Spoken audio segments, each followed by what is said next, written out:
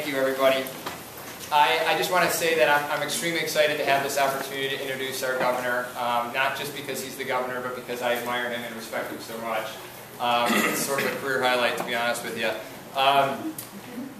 Many of you have known the governor a lot longer than I have. I actually met the governor, who was actually our treasurer in 2006 at that time. And I was shortly after I had started my own nonprofit organization, the Kelly Heinz Brenner Brain Tumor Foundation, which I had started in memory of my wife, who passed away from a brain tumor in 2004. And if memory serves me, we met actually at another nonprofit fundraising event. And I just remember being so struck by how genuinely interested he was in my story, and how much he listened and talked to me and wanted to know more about my passion and what I was going to try to do in my wife's memory. And that was to bring awareness to brain tumors, and to do the one thing that no one else in the country was doing, was bring a spotlight to this terrible disease. And we were going to do it through an awareness campaign called Get Your Head in the Game. And again, I was just struck. I remember going home that night thinking, what a great guy, and I can't believe how much he really cared genuinely about what I was saying. Now, having said that, over the years, the Treasurer Markell became Governor Markell, and during that time, he kept a watchful eye on us. He remained keenly interested in what we were doing, and on several occasions actually went out of his way to support us. In one case, he met some brain tumor patients at the Delaware State Fair during a concert, and then also he came to our cocktail reception that we had when we merged with the National Brain Tumor Society. When we had sort of succeeded and brought national attention, the national group came along, we merged, and he came for that event. And those are things that I'll forever be grateful for, so thank you for that.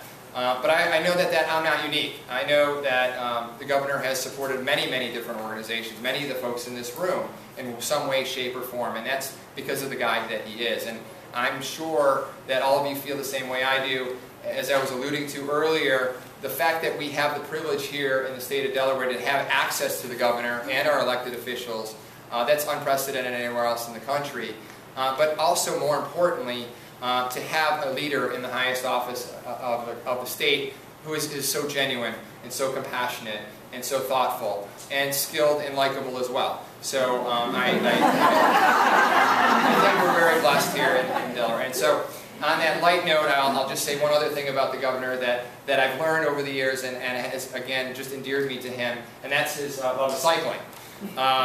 For those of you who know me, I'm an avid cyclist as well, and I spend a lot of my free time training and racing with a local Wilmington-based team. And I know the governor doesn't get out on the bike as much as he'd like to, given all the other demands on his schedule, but we have shared a lane or two as we've ridden around the state. I've certainly always enjoyed those conversations, but we've joked at times that those conversations sometimes can be a little bit awkward when we're both breathing heavy, we're both sweaty, we're both wearing life vests.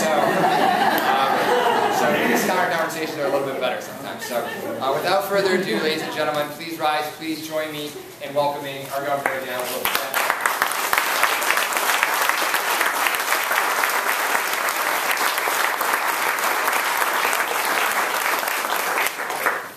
Really embarrassed. Not just because of the image of me and Lycra. And to the extent that Chris and I have shared any lanes, it must be at the very beginning of the ride. I am always way at the back. But that was a very nice introduction, totally over the top. And for you to say, that you're grateful or whatever it is, I mean, believe me, the gratitude so much goes in the other direction. From me to all of you. I'm joined by Secretary Landgraf, Rita Landgraf, the Department of Health and Social Services. There are a number of legislators in the back. Are they still there? Representative Peterman, I know, is there. Representative Wilson. Are they back there? Well, if there are any legislators back there, you ought to come up, because Representative Longhurst. Well, come on up. Come on up.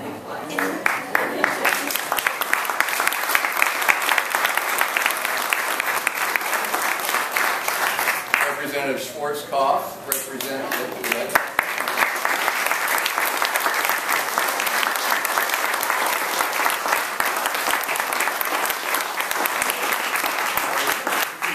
Representative Penton, Representative Wilson, Representative Ramon. So I don't know about you guys, I'm like blown away by this crowd. It is amazing.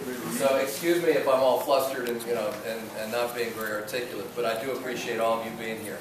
So the bottom line, I mean, first of all, I have a tribute, which I'm not going to read. It's a statement in observance of Nonprofit Day, but I will tell you, I would, in a perfect world, we wouldn't do these tributes anymore about Nonprofit Day, because the problem is when you have a Nonprofit Day, people tend to think that what you've done is you've given proper attention to the nonprofit world, and you can do another day next year at the same time, and you will have shown proper respect and tribute and all that. And that's just not how it works. And you all know better than anybody that the work that you do, and we have represented here so many different not-for-profits covering so many different needs in our community. You all know better than anybody that of the 900,000 people in our state, there is a very significant number who need the services of the organizations that you represent and that you lead and manage and volunteer for and everything else. And and the fact is we can't do it alone. I mean, those of us who are in government do our very best. I mean, we are elected very clearly to put the interests of the people served first, and we try to do that. But we also know, we're very clear, that there are so many wonderful people throughout our state representing so many terrific organizations who are partners of us. And that without you, we couldn't do it, and that you all just make a profoundly positive contribution to the people in our state.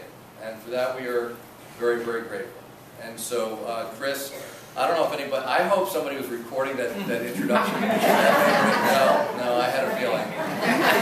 Maybe. A, I'd like to play it for my mother. B, the next time any of these legislators get upset with me, I'm going to say, excuse me, I have something I'd like you to listen to.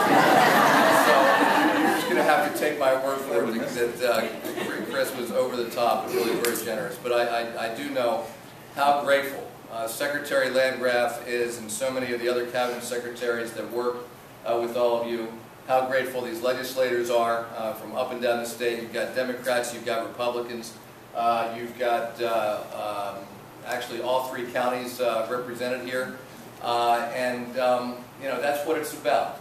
And in Delaware, I absolutely believe one of the key differences in our state is that we work together pretty effectively. It's not perfectly functional all the time, but we don't always see eye to eye. But for the most part, when the interests of the people that you serve are at stake, we come together and we really try to put them first. And I think we do that probably better than any other state. And when you're a small state, you have to. We don't have some of the we don't have the big checkbook like some states have. And so we've got to make sure that we're working effectively and working collaboratively, and I really appreciate the members of the General Assembly who are here and that we can do that together. So, Chris, I'll give you the tribute again. I'm not going to read it because you know how I feel about it, but it's a statement in observance of Nonprofit Day in Delaware. Matt Den, who is our Lieutenant Governor, has already signed it. I've signed it. But again, I want you to know, it may say that June 7th, 2012, is Nonprofit Day in Delaware, but we know that all 365 days of the year, the work that you do makes every day Nonprofit Day in Delaware.